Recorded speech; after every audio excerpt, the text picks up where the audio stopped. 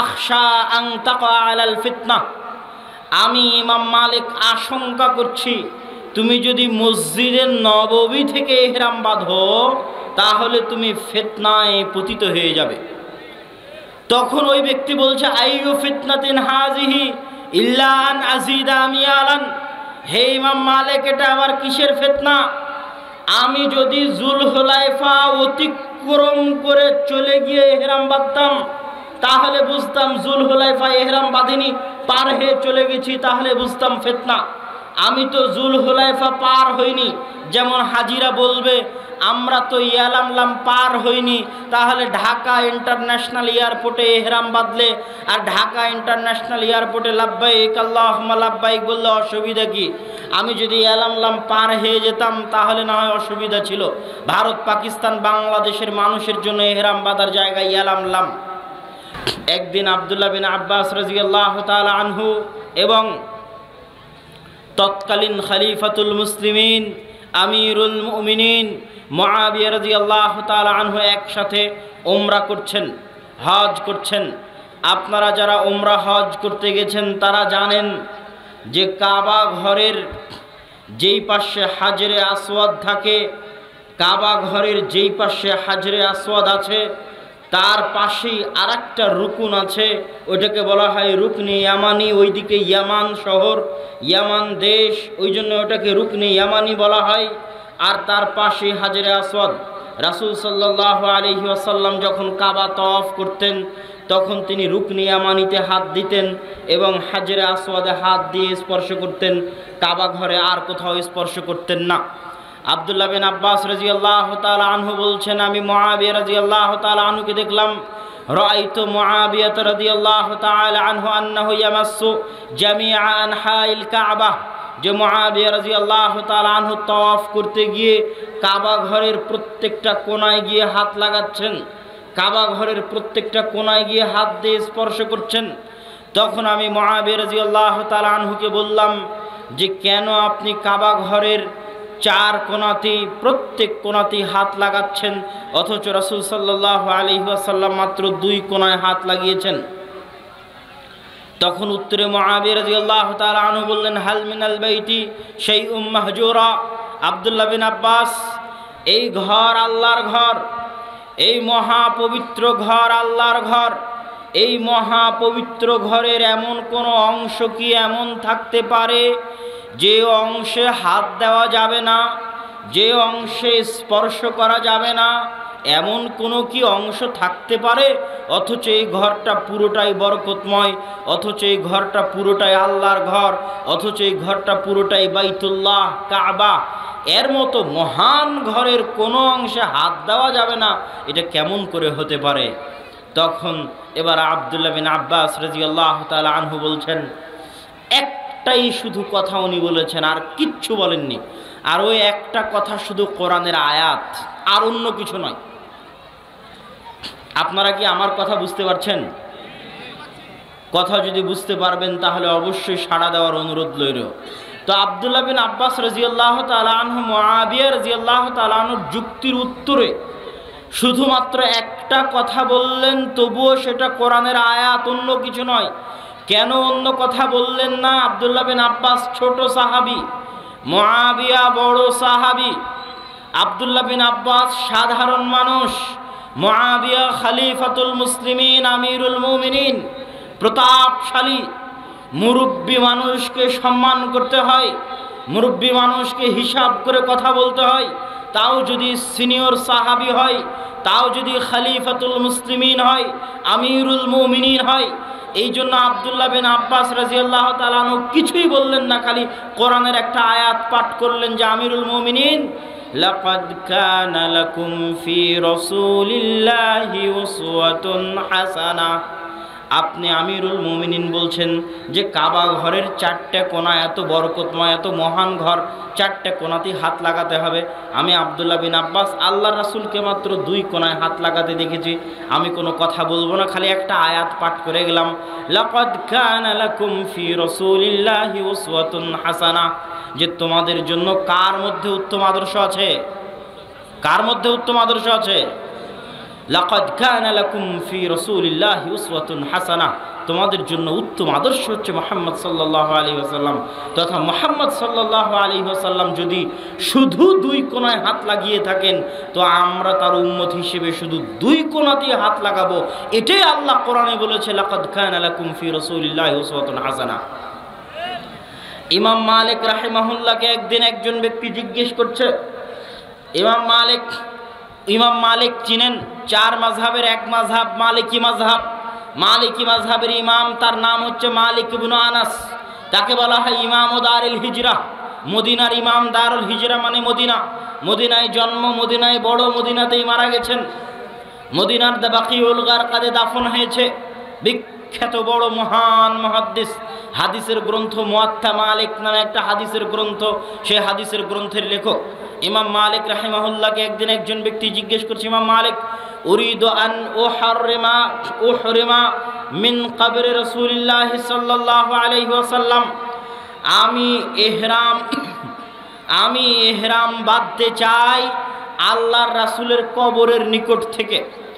আপনারা জানেন হজ বা উমরা করতে গেলে ইহরাম বাঁধার জন্য, সারা দুনিয়ার মানুষের ইহরাম বাঁধার জন্য আল্লাহর রাসূল 7টা জায়গা দিয়েছে, 7টা শহর এলাকার নাম দিয়েছে, যে এই 7টা অমুক অমুক অঞ্চলের মানুষের জন্য মিকাত। প্রত্যেক যারা এই 7 এরিয়ার আশপাশ দিয়ে, এই 7 এরিয়ার ধার দিয়ে, কাছে দিয়ে, উপর দিয়ে, নিকট দিয়ে অতিক্রম করবে, তারা সবাই এখানে এসে ইহরাম বেঁধে হারামের দিকে এগিয়ে যাবে, মক্কার হারামের দিকে এগিয়ে যাবে। তো মদিনাবাসীর ইহরাম বাঁধার জায়গা জুলহুলাইফা। তো প্রত্যেক যারা মদিনার উপর দিয়ে অতিক্রম করবে, মদিনার আশপাশ দিয়ে অতিক্রম করবে, তাদের ইহরাম বাঁধার জায়গা হচ্ছে জুলহুলাইফা। এটা যদি মদিনা শহর মসজিদে নববী হয়, এখান থেকে 15 কিলোমিটার দূরে আবিয়ারে আলী নামক জায়গায় জুলহুলাইফা অবস্থিত। এখানে একটা মসজিদ আছে, এটা ইহরাম বাঁধার জায়গা। মদিনার মানুষ আর মদিনার আশপাশ দিয়ে যারা যাবে, তারা ওই ইহরামের কাপড় গায়ে দিয়ে লাব্বাইক আল্লাহুম্মা লাব্বাইক, লাব্বাইক লা শারীকা লাক লাব্বাইক, এই যে লাব্বাইক উমরাতান, লাব্বাইক হাজ্জাতান, এই জায়গায় এসে ওই ইহরামের কাপড় পরে নিয়ত করবে। এটা আল্লাহ রাসূলের দেওয়া মিকাত। এখন এই ব্যক্তি ইমাম মালিক রাহিমাহুল্লাহকে জিজ্ঞেস করছে, ইমাম মালিক, আমি এটা আল্লাহ রাসূলের মসজিদে নববী, এটা ইহরাম বাঁধার জায়গা 15 কিলোমিটার পরে, আমি মসজিদে নববীতে আল্লাহ রাসূলের কবরের পাশে থেকে ইহরাম বাঁধতে চাই। There is any problem? কোনো সমস্যা আছে কি? Is there any problem? কোনো সমস্যা আছে কি? হাল ফি হারাজ? কোনো সমস্যা হবে কি? কোনো গুনাহ হবে কি? আপনি বলেন। আমি যদি, তখন ইমাম মালিক রাহিমাহুল্লাহ বললেন, আখশা আন তাকা আলাল ফিতনা, আমি ইমাম মালিক আশঙ্কা করছি তুমি যদি মসজিদে নববী থেকে ইহরাম বাঁধো, তাহলে তুমি ফিতনায় পতিত হয়ে যাবে। তখন ওই ব্যক্তি বলছে, আইয়ু ফিতনাতিন হাযিহি ইল্লা আন আযিদা মিয়ালান, হে ইমাম মালিক, এটা আবার কিসের ফিতনা? আমি যদি জুলহুলাইফা অতিক্রম করে চলে গিয়ে ইহরাম বাঁধতাম, তাহলে বুঝতাম জুলহুলাইফা ইহরাম বাঁধিনি, পার হয়ে চলে গেছি, তাহলে বুঝতাম ফিতনা। আমি তো জুলহুলাইফা পার হইনি। যেমন হাজিরা বলবে, আমরা তো ইয়ালামলাম পার হইনি, তাহলে ঢাকা ইন্টারন্যাশনাল এয়ারপোর্টে ইহরাম বাঁধলে আর ঢাকা ইন্টারন্যাশনাল এয়ারপোর্টে লাব্বাইক আল্লাহুম্মা লাব্বাইক বললে অসুবিধা কি? আমি যদি ইয়ালামলাম পার হয়ে যেতাম, তাহলে না হয় অসুবিধা ছিল। ভারত, পাকিস্তান, বাংলাদেশের মানুষের জন্য ইহরাম বাঁধার জায়গায় ইয়ালামলাম। তো একই প্রশ্ন ওই ব্যক্তি ইমাম মালিককে করেছে, যে জুলহুলাইফা পার হয়ে গেলে ফিতনা, এটা বুঝতাম। আমি তো জুলহুলাইফা পার হইনি, জুলহুলাইফার আরো কয়েক মাইল আগে, কয়েক কিলোমিটার আগে। তাও আল্লাহ রাসূলের মসজিদ, মসজিদুন নববী, যেই মসজিদে সালাত আদায় করলে অন্য মসজিদে সালাতের চাইতে বেশি নেকি হয়। তা আবার আল্লাহ রাসূলের কবর, আল্লাহ রাসূলের কবরের পাশে থেকে, আল্লাহ রাসূলের মসজিদ থেকে ইহরাম বাঁধবো, এটা আবার কিসের ফিতনা? প্রশ্ন বুঝতে পেরেছেন? প্রশ্ন বুঝা যায়? তখন এবার ইমাম মালিক রাহিমাহুল্লাহ বলছেন, আইয়ু ফিতনাতিন আ'যামু মিন হাযিহি সাবাকতা ইলা ফাজিলাতিন কাসারা আনহা রাসূলুল্লাহ সাল্লাল্লাহু আলাইহি ওয়াসাল্লাম, এই মুসলমানের সন্তানেরা শুনো, এই যুবকেরা শুনো, এই শাবাবেরা শুনো, হে মুসলিম নর নারী শুনো, আইয়ু ফিতনাতিন আযমু মিন হাযিহি, আসমানের নিচে জমিনের উপরে এর চেয়ে বড় ফিতনা, এর চেয়ে ভয়ঙ্কর ফিতনা, এর চেয়ে জঘন্য ন্যাক্কারজনক নিকৃষ্ট ফিতনা আর কি হতে পারে? হে প্রত্যেক মুসলিম নর নারী, আজকের বৈঠকে উপস্থিত, আজকের বৈঠকে উপস্থিত প্রত্যেক মুসলিম যুবক, আজকের বৈঠকে উপস্থিত প্রত্যেক মুসলিম মা এবং বোন, আজকের বৈঠকে উপস্থিত প্রত্যেক মুসলমান আলেম ওলামা, নারী পুরুষ যুবক সকলকে লক্ষ্য করে বলছি, ইমাম মালিক বলছেন আইয়ু ফিতনাতিন আযমু মিন হাযিহি, এর চেয়ে বড় ফিতনা আসমানের নিচে জমিনের উপরে আর কি হতে পারে? সাবাকতা ইলা ফাজিলাতিন, যে তুমি এমন ফজিলতের পিছনে ছুটতেছো, সাবাকতা ইলা ফাজিলাতিন, তুমি এমন নেকির কাজের পিছনে ছুটতেছো, তুমি এমন কল্যাণের কাজের পিছনে ছুটতেছো, আসমানের নিচে জমিনের উপর সবচেয়ে তাকওয়াবান, সবচেয়ে পরহেজগার, সবচেয়ে আল্লাহ ভীরু, সবচেয়ে আল্লাহর নিকটবর্তী, সবচেয়ে আল্লাহর বেশি ইবাদতকারী, আল্লাহর সবচেয়ে বেশি শুকরিয়া আদায়কারী, আফজালুল আম্বিয়া, সর্বশ্রেষ্ঠ নবী, সর্বশ্রেষ্ঠ রাসূল, একটা নেকির কাজের রাস্তা থাকবে আর তিনি করবেন না, এটা হতে পারে না। একটা ফজিলত পাওয়া যাবে কোনো আমলে, আর তার মতো সর্বশ্রেষ্ঠ আল্লাহ ভীরু পরহেজগার তাকওয়াবান আল্লাহর শুকরিয়া আদায়কারী নবী ওই নেকির কাজ করবেন না, এটা হতে পারে না।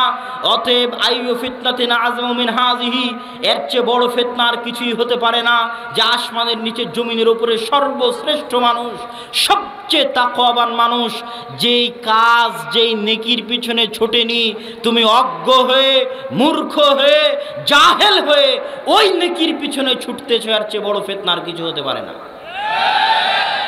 এই একটা মাসালা দিয়ে আপনি সব মাসালা সমাধান করে দিবেন। শবে বরাত, শবে বরাতের সমাধান হয়ে যাবে। একসাথে হাত তুলে দোয়া, একসাথে হাত তুলে দোয়ার সমাধান হয়ে যাবে, সব মাসালার সমাধান হয়ে যাবে ইমাম মালিকের এই একটা বাক্য দিয়ে, যে আসমানের নিচে জমিনের উপর এর চেয়ে বড় ফিতনা আর হতে পারে না, যে এমন ফজিলত তুই করবি বেটা, যেই ফজিলত পৃথিবীর সবচেয়ে তাকওয়াবান মানুষ করেনি। এটা হয়? এমন নেকির কাজ তুই করবি, তুই কত বড় তাকওয়াবান, কত বড় পরহেজগার, অথচ পৃথিবীর সবচেয়ে পরহেজগার, সবচেয়ে তাকওয়াবান আল্লাহ ভীরু মানুষ এই কাজ করেনি, তুই করবি।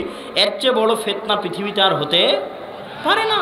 কেননা উনি তো নবী, ওনাকে শিখানোর জন্য পাঠানো হয়েছিল, তিনি করেননি, তুমি করবা, তুমি বড় পরহেজগার। আল্লাহ রাসূল তার রিসালাতের দায়িত্ব পালন করেননি, উনি ইবাদতের সুযোগ থাকার পরেও করেনি, নেকি অর্জনের সুযোগ থাকার পরেও করেনি। এটা তো তার জন্য অপমান, এটা তো তার জন্য তাকে হীন করা, তাকে নত করা, তাকে ছোট করা, তাকে অপমান করা। সম্মানিত উপস্থিতি, আমরা আলোচনা করছিলাম যে ইত্তিবায়ে সুন্নাত, আল্লাহ রাসূলের সুন্নাতকে কিভাবে অনুসরণ করতে হবে, কিভাবে পালন করতে হবে। সুন্নাত বুঝাতে গিয়ে আপনাদেরকে আমি সবসময় একটা কথা বলি, যে সুন্নাত আর বেদাত আর হালাল আর হারাম, দুনিয়াবি জীবনে আমরা যা করি সেটা হচ্ছে হালাল এবং হারাম, আর ইবাদতের জগতে আমরা যা করি তা হচ্ছে সুন্নাত আর বেদাত। মদ খাওয়া সুন্নাত বেদাত নয়, মদ খাওয়া হচ্ছে হালাল না হারাম। শুকুরের গোস্ত খাওয়া সুন্নাত বেদাত নয়, শুকুরের গোস্ত খাওয়া হচ্ছে হালাল না হারাম, এই প্রশ্ন। আর একসাথে হাত তুলে দোয়া করা, এটা হালাল হারাম নয়, এটা সুন্নাত বা বেদাত। শবে বরাত হালাল হারাম নয়, শবে বরাত সুন্নাত বা বেদাত। এই জন্য যে শবে বরাত একসাথে হাত তুলে এগুলো ইবাদত, আর শুকুরের গোস্ত খাওয়া, মদ পান করা, ওগুলো দুনিয়ার কাজ, মানুষের খাওয়া দাওয়া, চলাফেরা, উঠা বসা, ব্যবসা বাণিজ্য, কৃষ্টি কালচার, সংস্কৃতি, অনুষ্ঠান, সামাজিকতা, ওগুলো সব হালাল হারাম। আর সালাত, সিয়াম, হজ, যাকাত, জিকির, আজকার, তাসবিহ, তাহলিল, এগুলো সব হচ্ছে হয় সুন্নাত না হয় বেদাত। হালাল হারামের ক্ষেত্রে মূলনীতি হচ্ছে আল্লাহ রাসূল যা হারাম করে দিয়েছেন তা বাদে কিয়ামত পর্যন্ত যা আবিষ্কার হবে সবই হালাল। আল্লাহ রাসূলের যুগে এরকম বোতলে পানি ছিল নাকি? হ্যাঁ ছিল? ছিল না? আল্লাহ রাসূলের যুগে এরকম মাইক ছিল?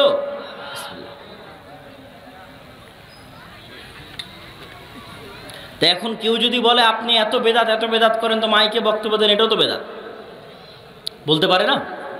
আপনি বিশাল প্যান্ডেল করেছেন, লাইট দিয়েছেন, এগুলো সবই বেদাত বাবা। এগুলো একটা বেদাতের সাথে সম্পৃক্ত। এগুলো হলে হালাল হবে, না হয় হারাম হবে। হলে কি হবে? হালাল, না হয় হারাম। কেননা এগুলো একটা ইবাদত নয়, এর একটা যন্ত্র, দুনিয়ার যন্ত্র। এর একটা মাধ্যম, লাইট টাইট, এগুলো দুনিয়ার যন্ত্র। টিস্যু, এটা একটা দুনিয়ার আবিষ্কার। এগুলো একটাও ইবাদত নয়। সুতরাং এগুলো একটাও সুন্নাত বেদাত হবে না। এগুলো কি হবে? হয় হালাল, না হয় হারাম। তো এগুলোর ক্ষেত্রে মূলনীতি হচ্ছে আল্লাহর রাসূল যা হারাম করে গেছেন তা বাদে কিয়ামত পর্যন্ত যা আবিষ্কার হবে সবই কি হবে? হালাল। সবই কি? সবই হালাল, সবই হালাল। যেমন কিভাবে? রাসূল সাল্লাল্লাহু আলাইহি সাল্লাম বলে গেছেন, হুররিমাত আলাইকুমুল মাইতা, মৃত ব্যক্তির গোশত তোমাদের জন্য হারাম। ওয়াদ্দাম, রক্ত তোমাদের জন্য হারাম। লাহমুল খিনজির, শুকুরের গোশত তোমাদের জন্য হারাম। রাসূল সাল্লাল্লাহু আলাইহি ওয়াসাল্লাম হাদিসে বলেছে, জি মিখলাব, জি নাব, শিকারী দাঁত আছে এরকম প্রাণী তোমাদের জন্য হারাম। জি মিখলাব, থাবা আছে এরকম প্রাণী তোমাদের জন্য হারাম। আসবু, হিংস্র প্রাণী তোমাদের জন্য হারাম। আল জাল্লালাহ, অপবিত্র জিনিস খেয়ে বড় হয় এরকম প্রাণী তোমাদের জন্য হারাম। এগুলো সব রাসূল সাল্লাল্লাহু আলাইহি ওয়াসাল্লাম বলে দিয়েছেন। তো রাসূল সাল্লাল্লাহু আলাইহি ওয়াসাল্লামের এই কথার মধ্যে থেকে এতটুকু আমরা বুঝতে পারি যে উটের গোশত খাওয়া হালাল, কেননা উট এগুলো একটার মধ্যেও পড়ে না। গরুর গোশত খাওয়া হালাল, কেননা গরু এগুলো একটার মধ্যেও পড়ে না। এখন গরু আল্লাহ রাসূলের যুগে ছিল কি ছিল না এটা দেখে লাভ আছে? কথা কি আমার বুঝতে পারছেন না মনে হয়? যে গরু আল্লাহ রাসূলের যুগে ছিল কি ছিল না এটা দেখে লাভ আছে? এটা দেখে লাভ নাই। দেখতে হবে কি, গরু কি মৃত, গরুর রক্ত, গরু কি শুকুর, গরু কি শিকারী দাঁতওয়ালা, গরু কি হিংস্র প্রাণী, গরু কি থাবাওয়ালা, গরু কি অপবিত্র জিনিস খেয়ে বড় হয়, আল্লাহ রাসূল যা যা হারাম করে গেছেন তার বাইরে পড়ছে কিনা, তার মধ্যে না পড়লেই হলো। এখন আল্লাহ রাসূলের যুগে উটের গোশত যেভাবে খেয়েছে আমরা কি ওভাবে খাই? খাই না। এখন উটের কচি, উটের বাচ্চার গোশত দিয়ে সর্বোন্নত মানের বিরিয়ানি তৈরি হয়, যে বিরিয়ানিকে বলে হাসি। সৌদির হোটেলগুলোতে গেলে দেখবেন হাসি অনেক দামি উটের কচি বাচ্চার গোশত দিয়ে বিরিয়ানি বানিয়েছে। আল্লাহ রাসূলের যুগে ছিল বিরিয়ানি? বিরিয়ানি ছিল না? ছিল না? ছিল না। তখন আপনি যদি বলেন বিরিয়ানি খাওয়া হারাম, এটা হবে না। যা যা আল্লাহ রাসূল হারাম করে গেছেন তার মধ্যে পড়ছে কিনা, তার মধ্যে না পড়লে তুমি যত রকমের নতুন খাবার বানাবা, যত স্টাইলের রেসিপি বানাবা, সবই হালাল। সবই কি? হালাল। হারামের মধ্যে না পড়লেই হলো। আজকে আমরা কত নতুন ব্যবসা করতেছি, একটা ব্যবসা আল্লাহ রাসূলের যুগে ছিল না। তো এখন সব ব্যবসা কি হারাম হবে? হবে না। খালি দেখো ব্যবসার মধ্যে হারামটা আছে কিনা। আল্লাহ রাসূল যে হারাম জিনিসগুলো বলে গেছেন, এইটা এটা এটা এটা হারাম। সুদ হারাম, ধোঁকা দেওয়া হারাম, মালিকানা না নিয়েই পুনরায় বিক্রি করে দেওয়া হারাম, তারপরে হচ্ছে এক ক্রয়ের মধ্যে দুই ক্রয় করে দেওয়া হারাম, তারপরে হচ্ছে এরকম ক্রয় বিক্রয়ের অধ্যায়ে যতগুলো রাসূল সাল্লাল্লাহু আলাইহি ওয়াসাল্লাম নিষিদ্ধ করেছে ওই জিনিসগুলোর মধ্যে পড়ছে কিনা। ওর মধ্যে যদি না পড়ে তো আজকে যত ব্যবসার রাস্তা আছে আজ থেকে 50 বছর পরে এর চেয়ে দ্বিগুণ হবে, তিনগুণ হবে, আরও হাজারো ব্যবসার রাস্তা বের হবে। তো ওগুলো সবই হালাল যদি হারামের মধ্যে না পড়ে। কথা মনে হয় বুঝাতে পারিনি? এবার ইবাদতের জগতে, ইবাদতের জগতে যেমন জমি আমার বললে দলিল দেওয়া লাগে। এখন আপনি যদি বলেন জমি যে আপনার নয়, দলিল দেন, এটা কি হাস্যকর নয়? কথাটা মনে হয় বুঝতে পারেননি। ভাই এই জমি তো আমার নয়, দলিল দেন, আপনার জমি নয়, দলিল দেন আপনি। এটা কি গ্রহণযোগ্য কথা? হ্যাঁ ভাই এই জমি কি আপনার? না ভাই এই জমি তো আমার না। আপনার না, এটা দলিল দেন, মেয়া দলিল দিয়ে যাবেন যে আপনার নয়। কোন পাগলে বিশ্বাস করবে এই কথা? কোন পাগলে বলে একসাথে হাত তুলে মোনাজাত করা যাবে না, দলিল দিয়ে যান যে যাবে না? এটা কোনো কথা হলো? যখন আপনি জমি দাবি করবেন যে এই জমি আমার, তখন এবার আপনাকে দলিল দিতে হবে। দলিল দাও বেটা যে এই জমি তোমার। যখন আপনি বলবেন একসাথে হাত তুলে দোয়া করা ইবাদত, তখন তোমাকে দলিল দিতেই হবে যে আমল আল্লাহ রাসূল করেছেন। দিতে বাধ্য, দিতে হবে। যদি না দিতে পারো তাহলে দলিলবিহীন এই আমল বেদাত বলে গণ্য হবে। তাহলে সুন্নাত আর বেদাতের ক্ষেত্রে মূলনীতি হচ্ছে আল্লাহর রাসূল মৃত্যু পর্যন্ত যা যা করেছেন অতটুকুই দিন, অতটুকুই সুন্নাত, অতটুকুই ইবাদত। আল্লাহর রাসূলের মৃত্যু হয়ে যাওয়ার পরে ইবাদতের জগতে চুল পরিমাণ, সরিষা সমপরিমাণ যদি বাড়ানো হয় তাহলে ওই চুলের নাম বেদাত, ওই সরিষার নাম বেদাত। দলিলবিহীন ওই প্রত্যেকটা চুল পরিমাণ অতিরিক্ত জিনিসের নাম, দলিলবিহীন ওই প্রত্যেকটা সুই সমপরিমাণ অতিরিক্ত জিনিসের নাম বেদাত। এবার আপনার যেহেতু আমার বক্তব্যের সময় সংক্ষিপ্ত, এই জন্য যে আমাকে ট্রেন ধরে ঢাকা যেতে হবে 11টা 20-এ, রাজশাহী থেকে ট্রেন ধরতে হবে, আমার হাতে সময় সংক্ষিপ্ত। সুন্নাতের উপর আলোচনা করতে বলা হয়েছে, একসাথে হাত তুলে দোয়ার উপরেও কিছু বলতে বলা হয়েছে। একসাথে হাত তুলে দোয়া করার বিষয়ে অন্যান্য বক্তারা যা বলে আমি তা বলতে রাজি নই। আমি কি বলতে চাই? আমি বলতে চাই সৃষ্টি চাইবেন তাই একসাথে হাত তুলে দোয়া করলেই হতো, গেল। আপনারা কথা বলিয়েন না, পিছনে জায়গা আছে, ওই যে বামে, হাতের বামে জায়গা আছে, আওয়াজ না করে চুপচাপ নিজ নিজ জায়গায় বসে যান। মনির ভাই, সূর্যগ্রহণ চন্দ্রগ্রহণের দিন,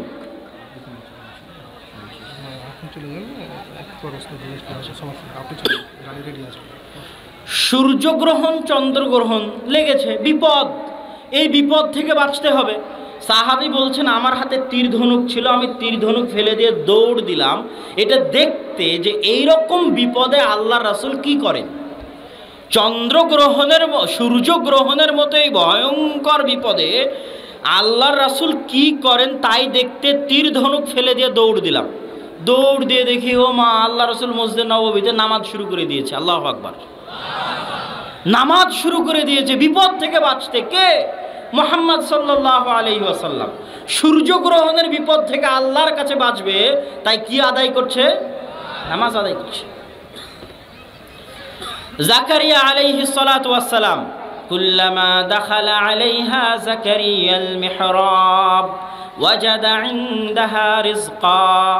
যখনই জাকারিয়া আলাইহিস সালাতু ওয়াস সালাম মারিয়াম আলাইহিস সালাতু ওয়াস সালামের মেহরাবে প্রবেশ করেন, দেখেন অসময়ের ফল, অসময়ের খাদ্যদ্রব্য। ক্বালা ইয়া মারিয়াম আন্না লাকি হাদা। তিনি বললেন মারিয়াম, অসময়ের খাবার কোথায় থেকে আসে? ক্বালাত হিয়া মিন ইনদিল্লাহ।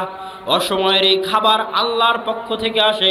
ইন্নাল্লাহা ইয়ারযুকু মান ইয়াশা বিগাইরি হিসাব। আল্লাহ সুবহানাহু তাআলা যাকে চান বেহিসাব রিজিক দান করেন। হুনালিকা দাআ জাকারিয়া রাব্বাহ। এই দৃশ্য দেখে জাকারিয়া আলাইহিস সালাতু ওয়াস সালামের অন্তর একটু ঈর্ষান্বিত হয়ে উঠল, একটু কষ্ট পেয়ে উঠল। ইস, এইরকম একজন পরহেজগার মেয়ে যার জন্য আল্লাহ খাবার পাঠাচ্ছে অসময়ে, আমার যদি এরকম একটা সৎ সন্তান থাকতো, চক্ষু জুড়ানো, চক্ষু শীতলকারী, এরকম যদি একটা সৎ সন্তান থাকতো, ইস। তো এইরকম একটা সৎ সন্তানের দাবিতে উনি এখন আল্লাহর কাছে দোয়া করবেন, কিন্তু উনি বৃদ্ধ। ওয়াশতাআলার রাসু শাইবা, চুল পেকে সাদা হয়ে গেছে, দাড়ি পেকে সাদা হয়ে গেছে। ওয়ামরাআতি আকিরা, স্ত্রী বন্ধা, বাঞ্ঝা, স্ত্রীর সন্তান হয় না, পেটে ধারণ করে না সন্তান।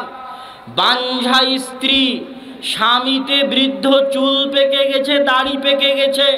মারিয়ামকে দেখে সন্তানের খায়েশ জেগেছে অন্তরে। 80-90 বছর বৃদ্ধ একজন নবীর অন্তরে সন্তানের খায়েশ জেগেছে। নবী বৃদ্ধ, স্ত্রী বাঞ্ঝা, মন চাচ্ছে সন্তান নিতে, চাইবে আল্লাহর কাছে, দাঁড়িয়ে গেলেন সালাতে। আল্লাহু আকবার। এমনি হাত তুলে দোয়া করতে পারতেন, তা না করে কোথায় দাঁড়িয়ে গেলেন? সালাতে দাঁড়িয়ে গেলেন। সালাতে দাঁড়িয়ে আল্লাহর কাছে চাচ্ছেন। ইব্রাহিম আলাইহিস সালাতু ওয়াস সালামের প্রথম স্ত্রী সারা আলাইহা সালাতু ওয়াস সালাম। সারা মানে নেতা, নেত্রী। আর দ্বিতীয় স্ত্রী হাজেরা, যিনি ইসমাইলের মা। আর সারা হচ্ছে ইসহাকের মা। দুই ভাই ইসহাক এবং ইসমাইল। ইসহাকের বংশে বাকি সব নবী, আর ইসমাইলের বংশে মুহাম্মদ সাল্লাল্লাহু আলাইহি ওয়াসাল্লাম। সারাকে নিয়ে যেহেতু বাপ ইরাক থেকে বের করে দিয়েছে, ইরাক থেকে বাপ বের করে দিলে উনি ফিলিস্তিনে পালিয়ে এসেছিলেন। ফিলিস্তিন থেকে দুর্ভিক্ষের কারণে মিশরে যাচ্ছেন খাদ্যের সন্ধানে। ফিলিস্তিন থেকে মিশর যাচ্ছেন। আগের যুগ থেকে ফিলিস্তিন মিশর কানেক্টেড, আজও ফিলিস্তিন মিশর কানেক্টেড। ফিলিস্তিন থেকে মিশর যাচ্ছেন খাদ্যের সন্ধানে, সাথে স্ত্রী আছে। রাজপথের মধ্যে জালেম বাদশাহ সুন্দরী নারীদেরকে ভোগ করতে চায়। স্বামী স্ত্রী মিলে মিথ্যা পরিচয় দিলেন যে আমরা ভাই বোন। ভাই বোন মিথ্যা পরিচয় দেওয়ার পর রক্ষা হলো না, জালেম বাদশাহ সারাকে উঠিয়ে নিয়ে গেলেন। তৎকালীন পৃথিবীতে সারাকে উদ্ধার করবে, সারা কারো কাছে সাহায্য চাইবে যে বাঁচান, আমি বিপদে আছি, আমাকে উদ্ধার করেন। আজকের পৃথিবীতে এমন মানুষ নাই, এমন মানুষ আজকের মজলিসেও উপস্থিত নাই যে বিপদে পড়লে ওকে উদ্ধার করার মতো 5টা মানুষ পাওয়া যাবে না। এরকম আছে না নাই? আছে। যেই বিপদে পড়ুক না কেন, ওর বন্ধু আছে, বান্ধব আছে, আত্মীয় আছে, স্বজন আছে, ফোন দিবে আর 5টা মানুষ চলে আসবে উদ্ধার করার জন্য। দেরি হতে পারে। তৎকালীন পৃথিবীকে সারাকে উদ্ধার করবে, সারা সাহায্য চাইবে, এরকম তৎকালীন পৃথিবীতে কোনো মানুষ ছিল না। কোনো মানুষ আসমানের নিচে জমিনের উপরে সারাকে সহযোগিতা করতে পারে নাই। কিন্তু সারা হচ্ছে একজন সতী সাধবী, পুত পবিত্র, আল্লাহ ভীরু, লজ্জা স্থানের হেফাজতকারী, মুহসানাত, গাফেলাত, হাফেজাত, ফুরুজাউন্না, নিজের লজ্জা স্থানের হেফাজতকারী, তাকওয়াশীলা, পরহেজগার, আত্মমর্যাদা সম্পন্ন, পুত পবিত্র নারী, যার কাছে তার সারা জীবনের সবচেয়ে দামি সম্পদ হচ্ছে তার লজ্জা স্থানের পবিত্রতা। এরকম একজন মহান মহিয়সী নারী তার নিজের লজ্জা স্থানের পবিত্রতা ভিক্ষা চাইবে, এরকম ভিক্ষা চাওয়ার মতো, সহযোগিতা করার মতো তৎকালীন পৃথিবীতে কেউ ছিল না। ওই নারী এখন নিজের লজ্জা স্থানের ভিক্ষা চাইবে আল্লাহর কাছে। আল্লাহ, আমি যদি আমার লজ্জা স্থান আমার স্বামীর জন্য হেফাজত করে থাকি, আজ আমার লজ্জা স্থান হেফাজত আপনি করে দিবেন। এই দোয়া সারা করবে, ভিক্ষা চাইবে, কাঁদবে আল্লাহর কাছে। এই জন্য সারা সালাতে দাঁড়িয়ে গেলেন। আল্লাহু আকবার। তো সারা বুঝলো সালাত কি জিনিস, জাকারিয়া বুঝলো সালাত কি জিনিস, মুহাম্মদ বুঝলো সালাত কি জিনিস, আলাইহিমুস সালাতু ওয়াস সালাম। মুহাম্মদ সাল্লাল্লাহু আলাইহি ওয়াসাল্লামের সাহাবী মারা গেছে, সাহাবীর জন্য দোয়া করতে হবে। ওই সাহাবীর প্রতি কি আল্লাহ রাসূলের ভালোবাসা নাই? ভালোবাসা আছে না নাই? আল্লাহর রাসূল ওই সাহাবীর জন্য দোয়া করবেন। সব সাহাবীকে নিয়ে কবরের পাশে একসাথে হাত তুলে দোয়া করলেই হতো। উনি সালাত কায়েম করলেন দোয়া করার জন্য, নাম হচ্ছে জানাজার সালাত। কিসের সালাত? জানাজার সালাত। সাহাবীর জন্য দোয়া করবেন, মৃত ব্যক্তির জন্য দোয়া করবেন। তো মুহাম্মদ সাল্লাল্লাহু আলাইহি ওয়াসাল্লাম বুঝলো সালাতের ক্ষমতা কতখানি, সালাতের পাওয়ার কতখানি। বৃষ্টি চাও, সালাত আদায় করো। সূর্যগ্রহণ থেকে বাঁচতে চাও, সালাত আদায় করো। মৃত ব্যক্তিকে কবরের আযাব থেকে বাঁচাতে চাও, সালাত আদায় করো।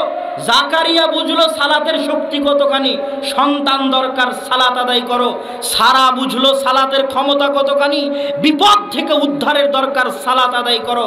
আর আমাদের মুরব্বী 5 ওয়াক্ত সালাতের মতো পাওয়ারফুল, ক্ষমতাশালী, বিশাল দোয়া, সবচেয়ে শক্তিশালী দোয়া, সবচেয়ে পাওয়ারফুল দোয়া, আল্লাহর নিকটে যাওয়ার সবচেয়ে শক্তিশালী, সবচেয়ে পাওয়ারফুল মাধ্যম।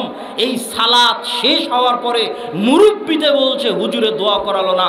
এর চেয়ে বড় অপমান সালাতের দুনিয়াতে আর কিছু হতে পারে না। এর চেয়ে বড় অপমান সালাতের, যে সালাতের অপমান, যে সালাত শেষ হয়ে গেল। পৃথিবীর সবচেয়ে বড় দোয়া, সবচেয়ে দামি দোয়া, মুহাম্মাদে বুঝলো এই দোয়া। বৃষ্টির দরকার, সালাত আদায় করো। সূর্যগ্রহণ থেকে বাঁচতে চাও, সালাত আদায় করো। মৃত ব্যক্তির জন্য দোয়া করতে চাও, সালাত আদায় করো। জাকারিয়া বুঝলো সালাতের পাওয়ার, সন্তানের দরকার, সালাত আদায় করো। সারা বুঝলো সালাতের পাওয়ার, বিপদ থেকে বাঁচার দরকার, সালাত আদায় করো। সালাতের মতো এত শক্তিশালী, এত পাওয়ারফুল ইবাদত, এত সর্বশ্রেষ্ঠ দোয়া, সর্বোত্তম দোয়া শেষ হওয়ার পরে হুজুরে বলছে যে দোয়া করালো না, মুরব্বিতে বলছে দোয়া করালো না, এর চেয়ে বড় অপমান আসমানের নিচে জমিনের উপরে সালাতের আর হতে পারে না। ওই মুরব্বিকে, ওই হুজুরকে আরো 100 বছর পড়তে হবে সালাত কাকে বলে এটা বোঝার জন্য। তো আমি একসাথে হাত তুলে দোয়া করার উপর অন্যরা যেভাবে বলে সেভাবে বুঝাতে চাইনি। আমি আপনাকে বুঝাতে চাইছি আপনি ভিতর থেকে ফিল করেন হোয়াট ইজ সালাত।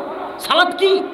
এর চেয়ে পাওয়ারফুল ইবাদত আসমানের নিচে জমিনের উপরে নাই, এর চেয়ে শক্তিশালী দোয়া আসমানের নিচে জমিনের উপরে নাই। আপনি যে কোনো বিপদে পড়েন না কেন, সব বিপদ থেকে আপনাকে উদ্ধার করতে পারে যদি সালাতের মাধ্যমে আল্লাহকে ডাকেন। আর সালাতের মাধ্যমে আল্লাহকে ডাকলে যত দ্রুত পাওয়া যায়, যত কাছে পাওয়া যায়, পৃথিবীর আর কোনো মাধ্যম নাই আল্লাহকে ডাকার এর চেয়ে শক্তিশালী, এর চেয়ে পাওয়ারফুল।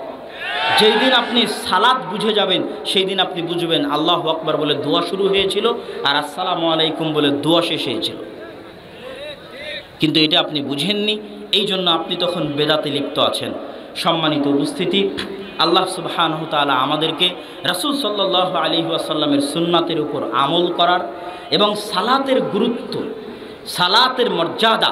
সালাত হচ্ছে, আজকের বক্তব্যের শেষে আরেকটা কথা বলে যাই, রব্বি জাআলনি মুকিমাস সালাহ, ইব্রাহিম আলাইহিস সালামের দোয়া, আল্লাহ গো আমাকে নামাজ আদায়কারী বানান, অমিন যুররিয়াতি, আমার পরবর্তী বংশধরকে নামাজ আদায়কারী বানান। আমি যেন বেনামাজি না হই, আমার পরবর্তী বংশধর যেন বেনামাজি না হয়। শয়তানের দাসত্ব, শয়তানের গোলামির বিরুদ্ধে সবচেয়ে বড় অস্ত্র, সবচেয়ে ভয়ঙ্কর অস্ত্র, সবচেয়ে শক্তিশালী অস্ত্র হচ্ছে 5 ওয়াক্ত সালাত মসজিদে গিয়ে আদায় করা।